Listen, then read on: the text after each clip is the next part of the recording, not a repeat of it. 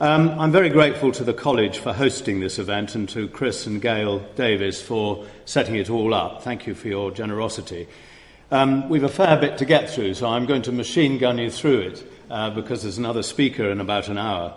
Now, last year was memorable for the commemoration of Magna Carta, Azincourt, Gallipoli, the Battle of Loos, and the end of the war against Japan and Germany. A fairly momentous year. But the bicentenary of the Battle of Waterloo was a crucial event to remember and is often forgotten and its importance understated. So as we gaze on this magnificent painting in the Rijksmuseum of Wellington and his staff at Waterloo, we notice here the wounded Prince of Orange being helped off his horse.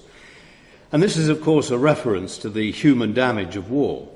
And we're reminded that every conflict, for every one person killed, there are between 3 and 5 people injured, both mentally or physically. And during the operations of Telik and Herrick in Afghanistan and Iraq, we tragically lost about 455 service personnel, but there are 1,900 alive injured people.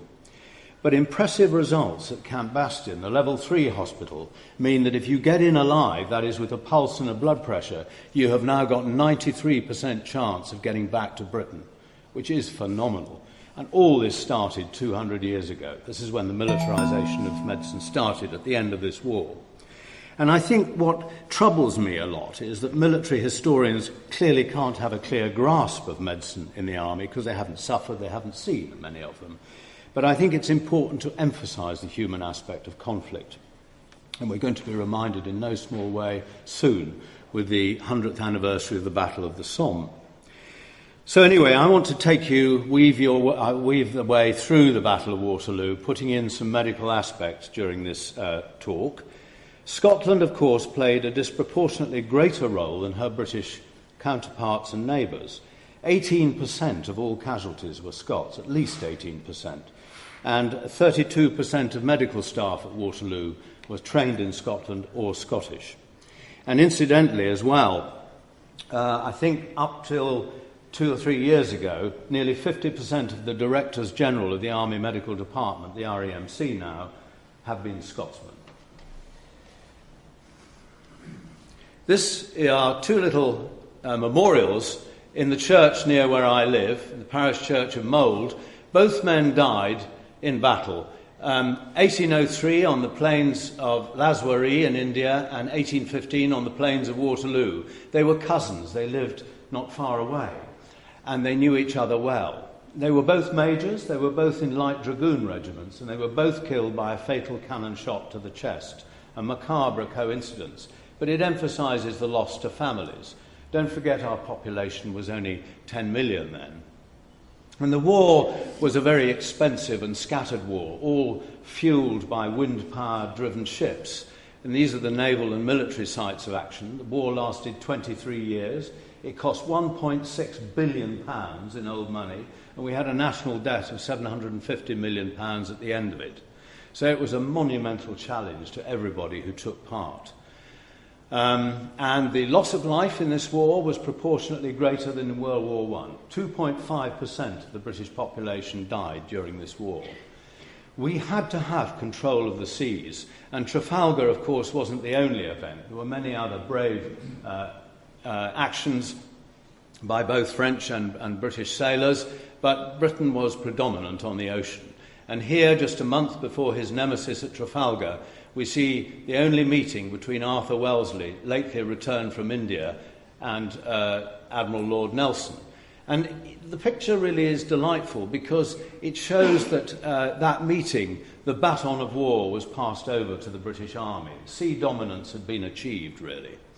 And 3 years after this picture was drawn, Arthur Wellesley was leading the smallish British army into the Peninsular War, which I'm sure you've all heard of. Our adversary, after the French Republic, and this is Bonaparte at the age of 27, commander of the army of Italy, his physique has changed somewhat over 20 years, and there are rumours that his ill health undermined his performance at Waterloo. It's rubbish. He was exhausted, that was all. He'd done phenomenal feats of organisation, getting an army up to Belgium, what was later called Belgium. But the only disease he suffered with on the battlefield was prolapsed hemorrhoids, probably from being in the saddle too long. And this is found, the data is found in his brother's diary. And the imperial surgeon Dominic Larrey, diagnosed and treated the condition with leeches. But he was in no way less of a formidable enemy at this time. He was 46, same age as Wellington, but had never faced the Duke in battle.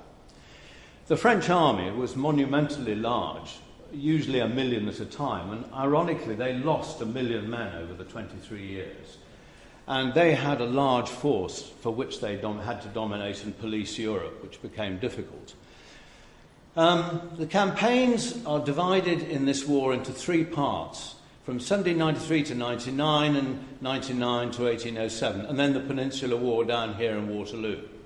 The reason for this slide is that the early part of the war, up to 1799, cost us nearly half the casualties, about 300,000 men in all, because of the extremes of climate and disease. And a lot of these lessons learnt here, and there weren't many lessons learnt, but a lot of them were forgotten during this sort of interval phase. But then, during the Peninsular War, where we learnt a lot militarily, Wellington built up his army, was a brilliant learner, a great logistic provider, with the help of an Aberdonian called Sir James McGrigor, who built up the Army Medical Department. And together, they were a symbiotic force that really magnified the performance of the British Army and the Army Medical Department. But by the end of 1814, a year before Waterloo, things got forgotten, people were tired. But I think we were dominating the French in our surgical performance by then. The French were burdened by bureaucracy and overreaching themselves, and after the Russian debacle, the last action was fought in France, and the Emperor was banished, as you know, to Elba with some of his Imperial Guard, and it wasn't expected that he would return. The war was over, Peninsular War exhausted many men, including a lot of doctors, and that was it. Well, it wasn't, because actually he came back. He landed, for various reasons, on the southern coast of France, between Fréjus and Antibes, on the 1st of March, St. David's Day, 1815. And he had a difficult journey north. And he had, I'm not going to read all this, but he had an enormous challenge. What he had to do was to get a big enough army to defeat the first line of allies he would meet, the Armée du Nord, as he called it.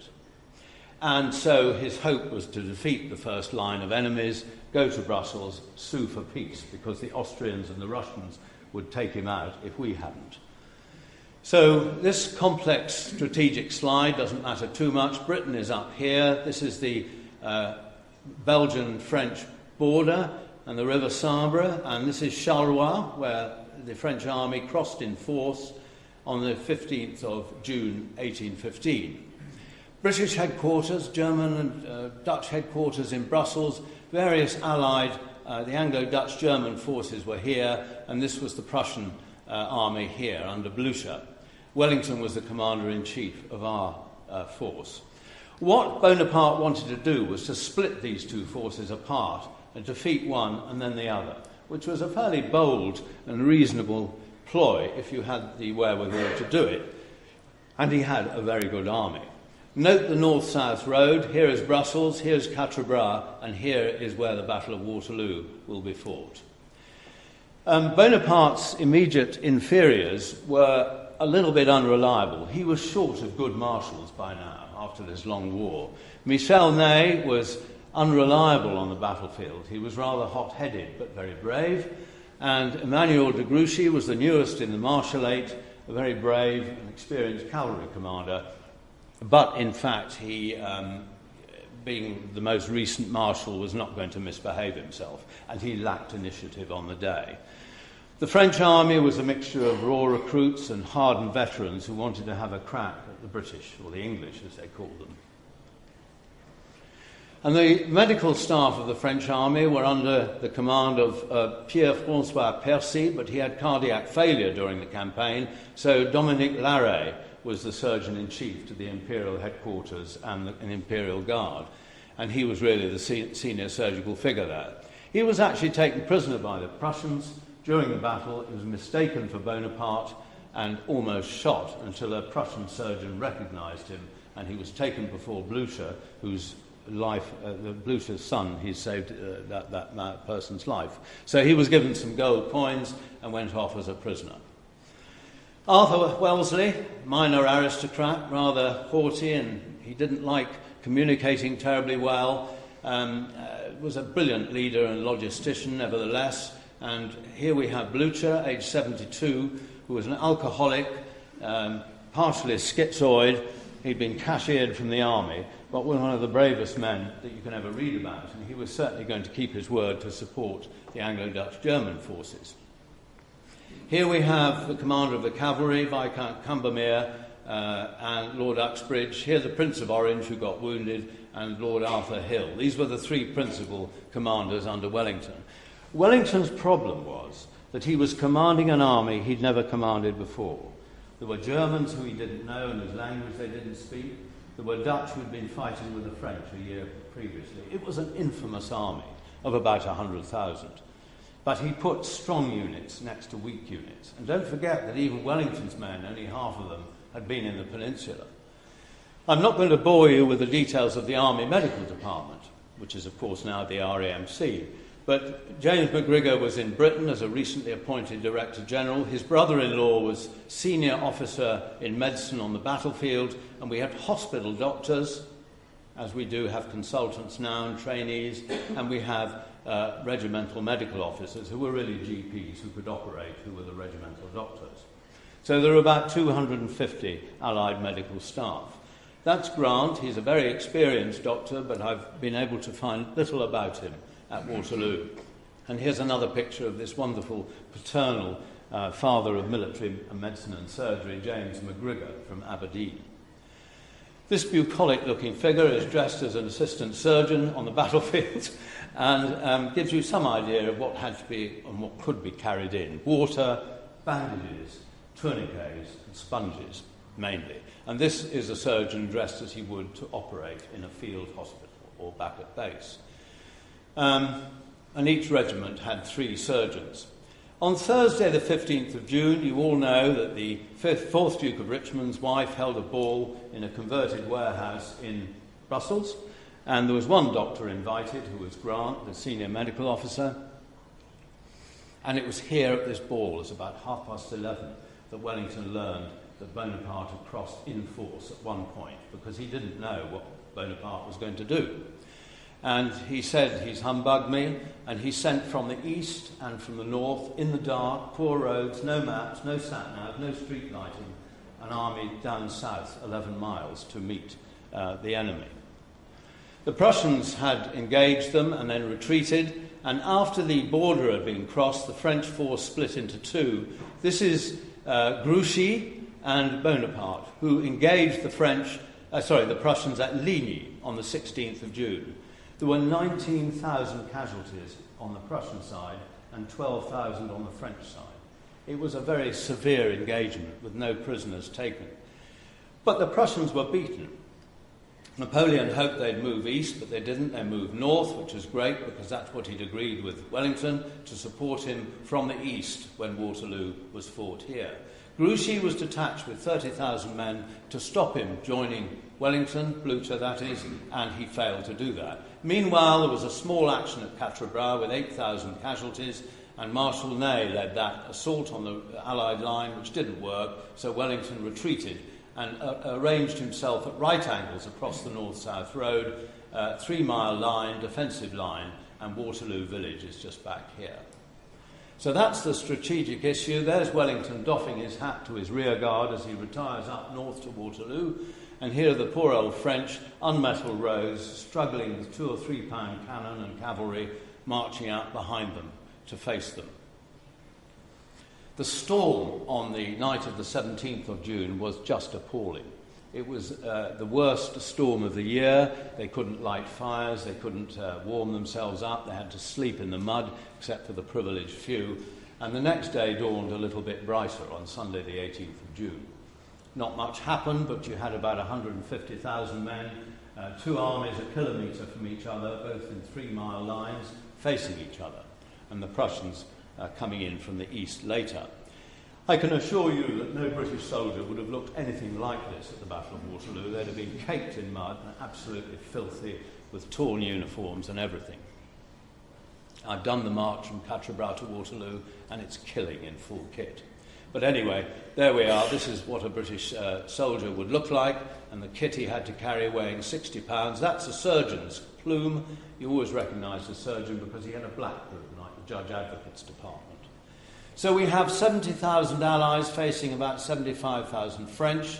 Grouchy's gone away, which has reduced the French strength. The Prussians come in over the day. The French are very strong in good cavalry and good artillery. And so these are the combatants. And that is the playing field. We're looking east. I'm standing on the Lion Mound, which is still there today. This is 1 kilometre between the French line and the Allied line here. There are 3 defended farms, Papelotte, La Haye-Sainte, and behind me, Hougoumont farm. These are vital strong points to break up French assaults. That's the crossroads where Wellington based himself mostly, and about here, just 400 yards down the road, is the main hospital of Mont-Saint-Jean, which is being done up now, and we're putting a medical museum in it. It held 7,000 patients during the battle. Note the slight depression between the 2 lines and the reverse slope, which Wellington always used to shield his men. But you couldn't see much on the battlefield. It's like a dance. You only adore the partner you're dancing with. You don't have a notion of the whole ballroom.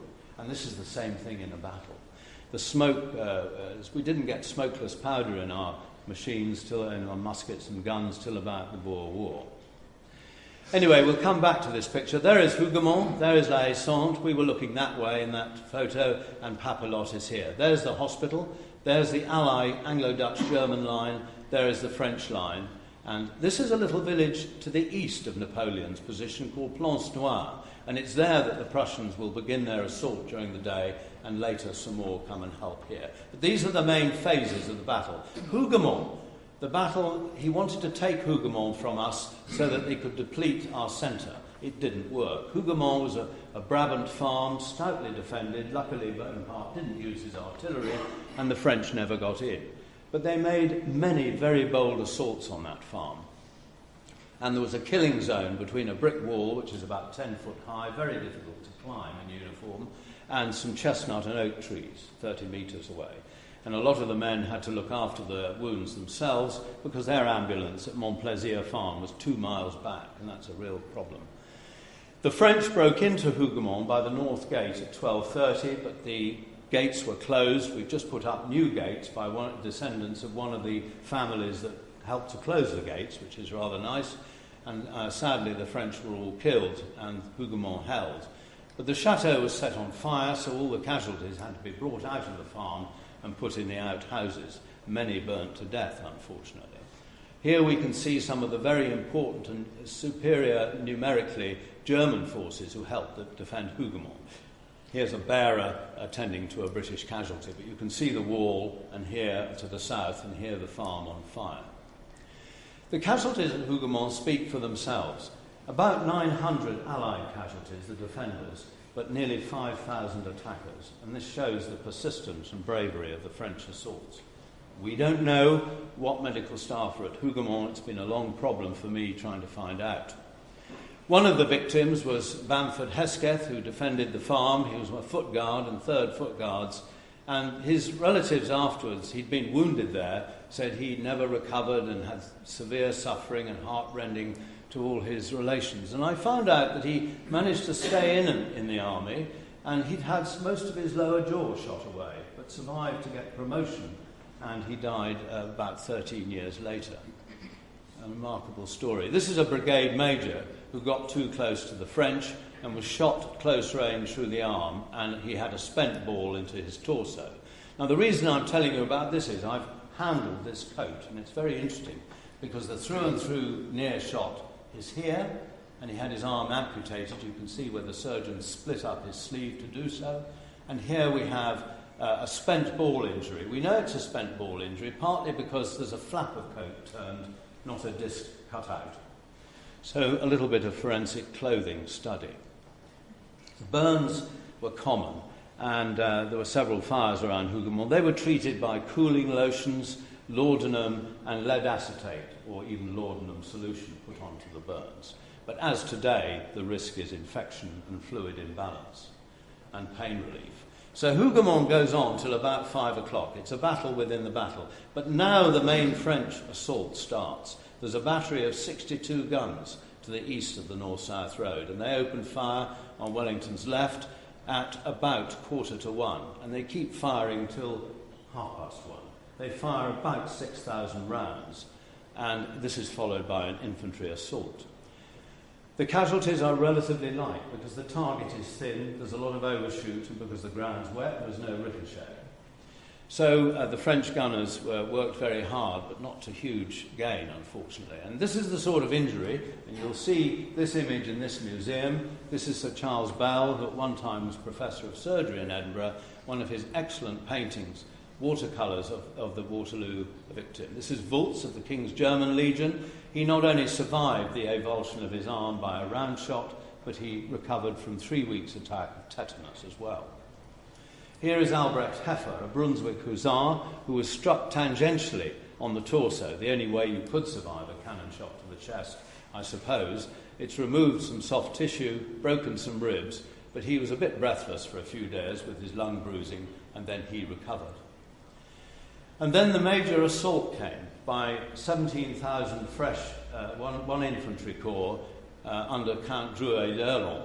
And they came up the dip onto the rise, and they were actually pushing us back. We were being beaten because our troops there under Picton were weakened from being badly mauled at Quatre Bras.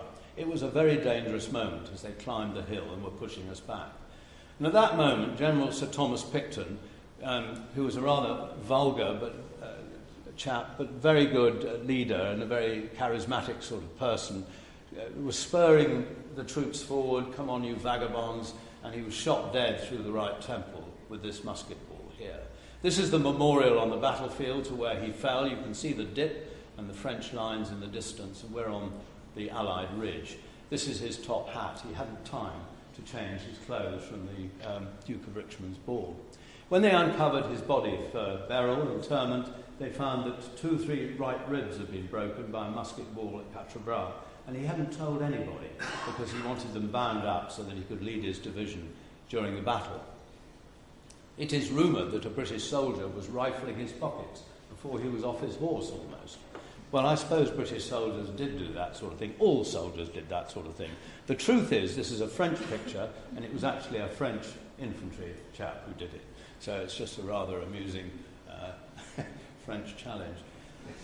Sir William Ponsonby was the commander of the Union Brigade, and you all know the Scots Greys charge at Waterloo. There they are. But unfortunately, they became a spent force after repelling very successfully D'Erlon's infantry attack. And that was the most important thing. They'd stopped a major assault by a heavy cavalry charge.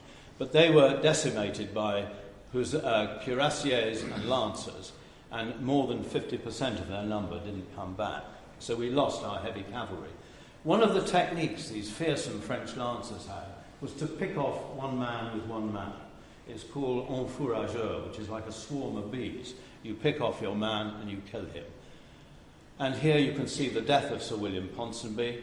He tries to escape, having been captured, and as he does so, one of the French lancer NCOs ends his life. His sword was taken and was discovered in France by somebody who bought the sergeant's house and sent it back to the family, which is rather a touching story. But the heavy dragoon sabre, or the thrusting action of a spear-pointed sabre, as used particularly by the French, caused different kinds of injuries. These weapons weigh about 3 pounds, and they're devastating in their effects. You can see that even in the Crimea, with a brass helmet, there's no complete protection against head injury. But these are the sort of wounds, more Bell pictures here, incidentally, that a striking from above by a cavalry trooper will inflict. And here is a French lancer who's had his tummy stabbed with a horse, by a horseman, and actually he recovered. His bowel is damaged, but it was stitched to the skin. And despite his looking upwards to heaven as if he's about to die, Bell said that he was the most cheerful patient.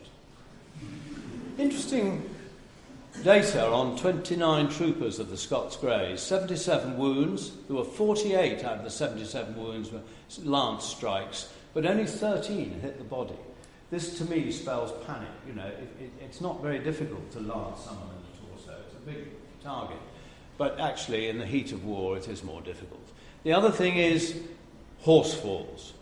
8 out of the 29 troopers were severely bruised from falling under a horse, as had Marshal Blucher at the Battle of Ligny.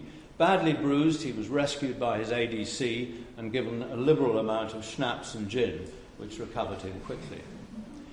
At the time of the French counter-assault on our heavy cavalry, this charming chap, William de Lancey, and his new wife Madeleine, 3 weeks married, was struck tangentially on his right side by a round shot, and it broke 8 ribs. It took them off his spine, and he had gross internal injuries.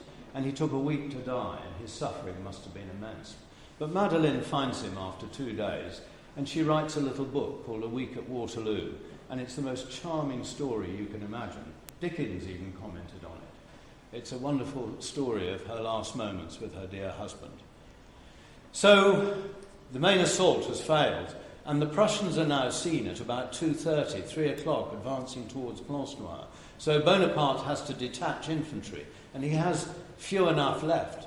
So what can he do to mount another assault? Well, impetuously, he orders the capture of the farm here, which would be a very good manoeuvre strategically, but it fails. So Ney, again impetuously, orders the French cavalry to advance. Now you're looking at 2 attacks by 2 cavalry corps, each of 6,000 men, compressed into a 1 kilometre front. You can't gallop, you can't canter, you trot, and you go up over the hill hoping to just pour into the Allied infantry and send them scatter them all over the place. And they must have been a fearsome sight. And certainly they were. But on the other side of the hill were 23 Allied infantry squares, in which were the officers, some flags, and the medical officers. And if 3 or 4 men were taken out by a round shot, you just closed up the square, and the wounded were dressed inside the square. And after 2 hours of these brave assaults by the French cavalry, they could do nothing.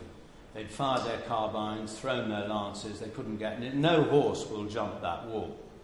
And so they stand off, and the Allies are running low on ammunition, but it fails. So another major assault has failed. They were assisted greatly. This is G Battery of the Royal Horse Artillery, commanded by Captain Cavalier Mercer, who writes a wonderful diary. And he continues firing until the last moment, and they can go and shelter by the squares if necessary. But his artillery causes severe damage, even to French armour. This is a nice little picture here of a spent musket ball on our own breastbone, astern, and it's impinged on the periosteum, caused a reaction, and the chap lived to be on 90, and I can just imagine all his grandchildren rubbing Grandpa's lump from Waterloo. Nice little specimen at Guy's Hospital. Gunner Butterworth, this is not Gunner Butterworth, it's a photo from the American Civil War, who underwent a similar injury, fell in front of a cannon, and his arms were blown off. And of course he had no hands to staunch his bleeding. So he managed to survive by walking over half a mile before he exsanguinated near to the hospital at Mont Saint-Jean. And Mercer regretted not being able to help him, but he had to keep up a fearsome rate of fire. Meanwhile, at that village, Plancenoit, at the same time as the cavalry attacks, the Prussians were getting into the village, house-to-house fighting, no quarter, no prisoners were taken. But one French general of the Imperial Guard had to actually stop some of his men cutting wounded Prussian throats. The two nations loathed each other, I think probably from the French occupation previously. But I've been down some of the houses in Plancenoit, and when you go down the cellars, they're still peppered with shots where the French or the Prussians destroyed wounded men hiding there. So now the French were fighting on 2 fronts. The Prussians had arrived. What was he to do next? Well, they had a big effort to capture this farm. The defenders were running short of ammunition, and eventually the farm fell. And this was a very dangerous situation, because this farm can shelter cavalry, light artillery, and plenty of infantry. So La Haye-Sainte fell at about 6:30, and we were in real trouble. Our centre of our line was being thinned out mercilessly, and patients were pouring back into that main hospital. There were several attempts, this is one by the 5th Regiment of the King's German Legion, to relieve and retake the farm, which failed from the presence of French cavalry. Christian von Omtida is my hero of Waterloo. This charming man, a great Anglophile, a German who commanded a brigade of King's German Legion infantry, very fine soldiers, realised his regiment had been destroyed, another one had been badly hit, so he rode on alone with his sword to attack the French, committing suicide, and was killed by the French at close range. But I think this man's sacrifice is a great story of bravery during the battle. Again, about the time the farm fell, there was a man called Fitzroy Somerset, who was personal secretary military secretary to the Duke, and he got shot in the right arm. And he lost his arm at Waterloo. He was amputated by a surgeon called Gunning, who later worked at St George's Hospital. Everything went well. But when he went off as Lord Raglan to command in the Crimea, Commander-in-Chief in the Eastern Force in the Mediterranean, he really didn't do very well, and he was not helped by very poor logistics in the Crimea, etc., bureaucracy, and there's the spectre of the Duke admonishing poor old Raglan for his poor performance. So the last phase of the battle is about to come. Now the Prussians have been seen coming further up here from the east, von Zieten's corps at 7 o'clock to bolster up the weakened line. And so there was one last desperate gamble by Bonaparte, which is to send in 10 battalions of the Middle Imperial Guard and the Old Guard, and he's sending them up the slope there to hit the Allies en echelon. So it was one square advancing, then another, then another, then another. And they advanced in big squares. Their medical officers went with them. And they suffered terribly. After nearly punching a hole in the middle of the Allied line, who were desperately thinned out by now, some Dutch came to their help. Then our foot guards chased off these third chasseurs, and then these two lots, and then there was another square that went up, and I'll show you a picture of that in a moment. But these soldiers were very fine men, experienced men who'd been transferred out of the infantry, survived 4 campaigns. They were tall and often highly decorated, and never committed by Bonaparte unless it was absolutely necessary. But when the line was being weakened, there is La Haye-Sainte, that's the north-south road. You can see the Dutch artillery fresh and a brigade of infantry coming to push the French away down the hill. And it was at that moment, while the Prince of Orange was encouraging them forward, that he got his non-fatal shoulder wound, which we know was healed by October, and the ball clearly didn't enter the joint. That is the Butte du Lion, it's as it looks today, and it is a monument to the victory at Waterloo, erected by the kingdom, the Dutch kingdom, and that's a Belgic lion atop it there. But it marks the spot where he got his injury, and he was carried off the field. The foot guards, courtesy of Maître Goldwyn Mayer, I'm afraid, stood up and repelled the third chasseurs, and finally Colborne's light division wheeled to take the last square in flank, and the battle was over as the Imperial Guard was defeated. Wellington raises his hat for the men to advance, and as he goes down the hill, he gets parallel with the farm of La Haye-Sainte, and a random case shot comes over the neck of Copenhagen, his horse, and goes into the right knee joint of Lord Uxbridge, his cavalry commander. And so he falls off his horse, and this is the apocryphal thing, "My God, I think I've been hit," and Wellington says laconically, "My God, so you have, sir." But actually it didn't happen. He was taken off his horse and his leg was amputated south of Waterloo very quickly. The Imperial Guard, brave fellows that they were, they lost 56% of their number in this final assault, retired in some order, unlike the rest of the French army, which was harried by the Prussians. Wellington goes to write his dispatch in his headquarters at Waterloo. It's called the Battle of Waterloo, not Mont Saint-Jean, because his headquarters were in Waterloo. Here you can see his ADC and great family friend, Alexander Gordon, a colonel, dying after an amputation, bleeding quietly to death after the operation in his bed. The news of the victory comes to London. Some eagles are presented to the Prince Regent in London, and the country goes mad, and everything's very glorious and fine and a great relief after 23 years of war. But back on the battlefield, the problem is not so simple and not so nice. We have one medical officer here And you think that, well, even actually at Camp Bastion they wouldn't cope with this load. And that's the problem, that so many men would die of severe injuries to bones, bleeding to death on the battlefield. Bodies had to be burnt quickly, and it took 3 weeks to clear particularly the French off the field. A lot of the French wanted to hide because they didn't want to be taken prisoner once more. But if you look at the density of wounds per mile of front at Waterloo, compared even to the Somme or El Alamein, admittedly our total numbers are small compared to these, but you've got a terrific density of injured, which is a big problem.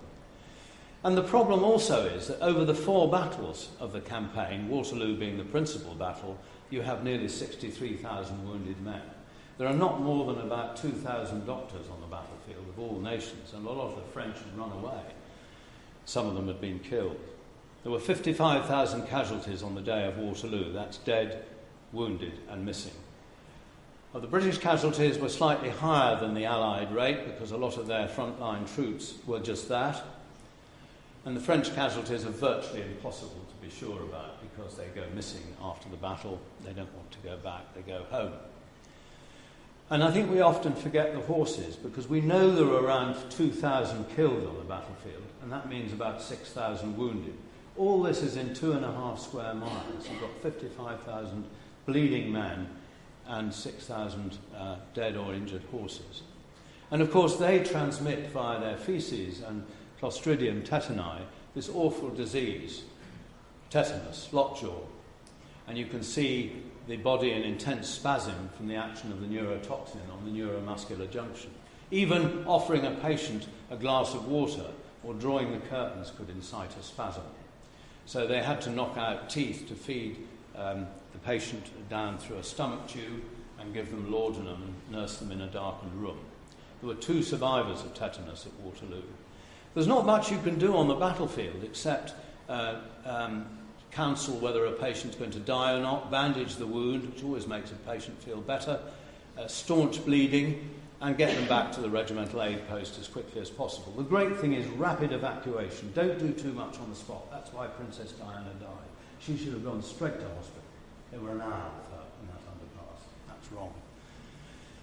You can operate on the battlefield. They did. There were 3 or 4 examples. But it's not the ideal operating room. And not easy because the light's poor and it's all very scary with things going on around you. But here you can see a mock-up of a field amputation. The French had a good medical service. At the beginning of the war, we did not. They had an efficient service because the Republican Army demanded that. Sprung ambulances carrying 2 or 4 patients, springs very important for comfort, dedicated stretcher bearers formed in 1813, and surgeons with proper uniforms and so forth. But of course, by Waterloo, the French money was running out and it wasn't so well provided as you might imagine. But there you see a French field hospital in action, with the ambulances running people in, stretcher bearers lumping the men into ground in order for treatment. If you were hit, this is us looking north towards Brussels, east is to my right, and this is the Allied line here. If you were in a square here, you'd have to get to nearly half a mile to the hospital. That's the main hospital of Mont-Saint-Jean on the north-south road. There it is, my first visit in 1970, and it looked almost as it did on the day of the battle. I've had a painting picture to give you some idea of what the scene might have looked like on the day in the middle of the battle. The operating rooms were ill-lit, probably safe from attack back there. It's about 400 or 500 yards back, but the light again was poor. Many surgeons operated by candlelight. The wounded 48 spring carts came down from Brussels to take the patients back to the various buildings in the city of Brussels that we used as hospitals. There were 5 principal hospitals, 1 for French and 4 for Allies. And we could spend an hour talking about this, but obviously hemorrhage on the battlefield is the most risky business, and later infection, which was almost inevitable before Lister invented his antiseptic surgery. Pain relief would be demanded by many, but often the stores of laudanum and opium were thin, and there were short of water and food, and you had to get bits of foreign material out of wounds, look after broken bones, which was a big problem. And until 1915, we didn't really learn how to look after wounds properly on the battlefield. But when you look at the surgical armamentarium compared to physicians, and I know we've got one eminent physician in the room, with great respect, they only had about a dozen drugs, most of whom weren't terribly useful. But the surgeons were actually gaining some impetus here. You know, they were able to amputate with a sort of 80% survival. Fracture management was poor.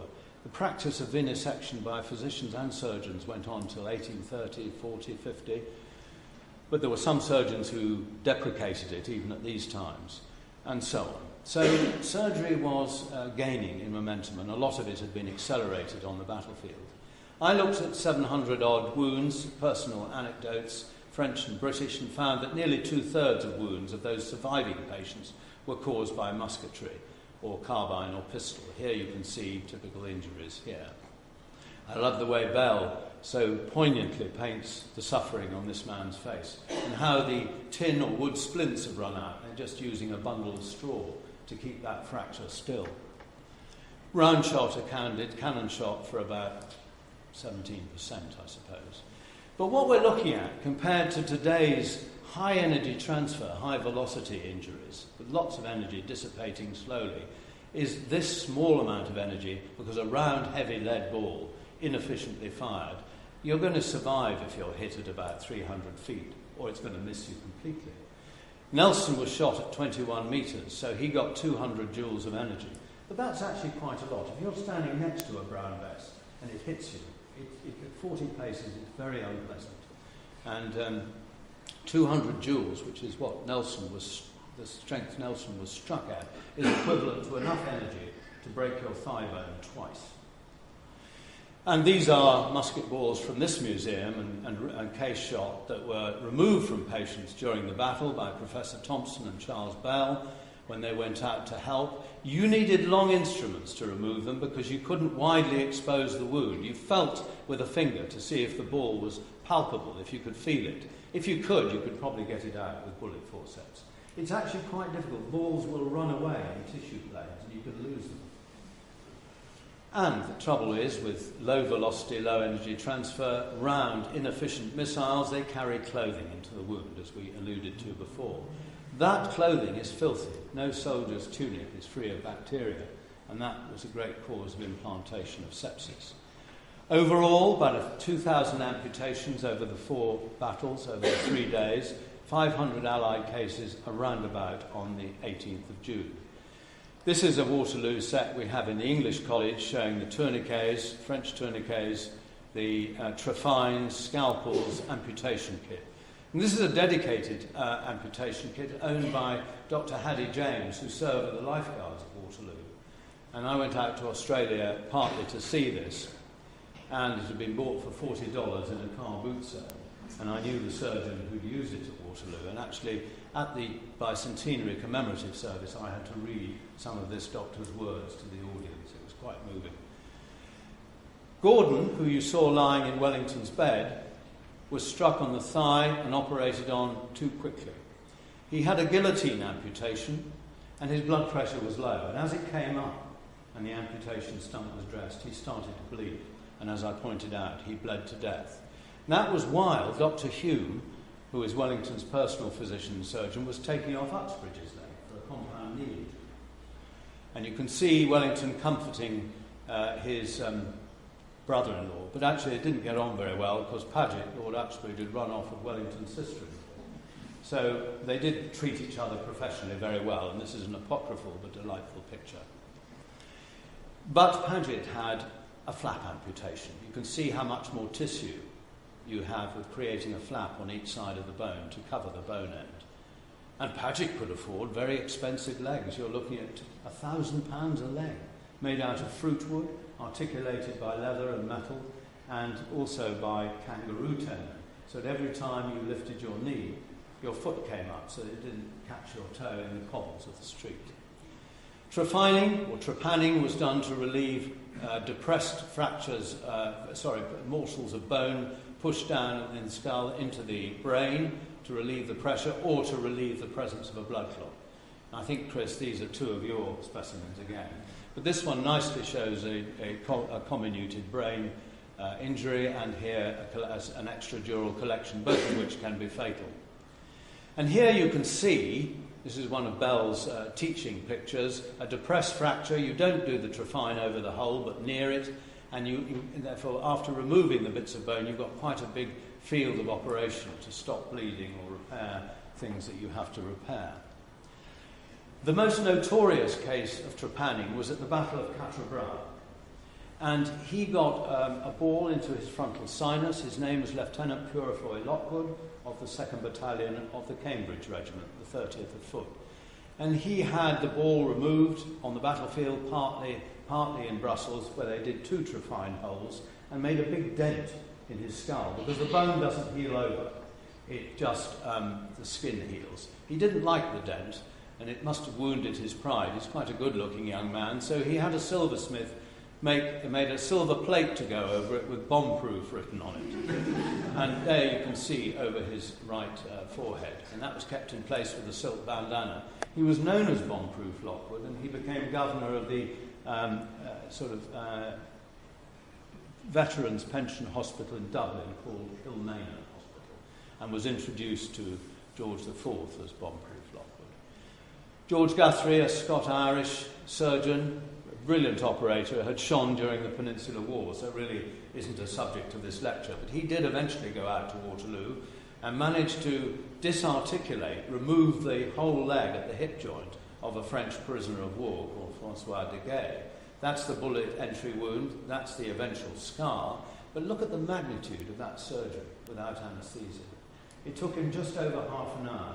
He lost 700 mils of blood, but was eating and perking up quite well on day 3. And he went back to Paris, and the Duke of York insisted that the French government, who had been defeated, of course, gave him a generous pension, and he was a wonderful advertisement for Scottish surgery on the battlefield of Waterloo. And Waterloo teeth don't actually just refer to the Battle of Waterloo. They were removed any big action, because if you could remove these non-carious teeth from young men who couldn't afford the sugar that rotted the teeth of our young people today, would sell very well in Britain. They could make up dentures for the middle-class ladies who could afford the sugary stuff and got rotten teeth. And here you can have hippopotamus or walrus ivory and teeth embedded into them as dentures, and the Duke of Wellington had such a set. Terrible slide to put before a general and public audience, but actually it's quite interesting, because this is early surgery, this is delayed surgery. These are deaths, and this is the region of the body operated on, or the procedure. What is interesting is, if you look at hip, thigh and leg, there are 100 cases. If you look at arm and forearm, there are less than 50. And that's true. Most injuries on the body were limbs, and much more common were leg injuries than arm injuries. And if you delay surgery, you put up the mortality considerably, from 22 to 37%. Well, there's a lot of controversy, I can tell you, about Waterloo. We had about 26 books written last year on the bicentenary, and there are people still arguing about who won and what mistakes were made and all the rest of it. But nobody argues about the medicine, and nobody foretells of all the bravery that was suffered by so many people well into their after Waterloo times. And here's an exhausted Duke of Wellington recommending that you just leave it alone. He never wanted to fight another battle. It was his last battle. It was a close-run thing. But he said, by God, it would not have done if I had not been there. And I think those are very true words indeed. This is the last survivor of Waterloo, Elizabeth Gale, as she was born, father in the Rifles. She's now married with her own child and husband, but there she is on the battlefield with her mother, helping dying men, dripping water into the mouths of the wounded. Elizabeth, age 5, did that. And she died in 1904. She was the last witness of Waterloo to die in Britain. So, ladies and gentlemen, thank you for being so patient. Chris, I hope I haven't gone over time. But the thing is, next time there's Remembrance Sunday, remember there are other wars as well as World War I and II. Thank you very much.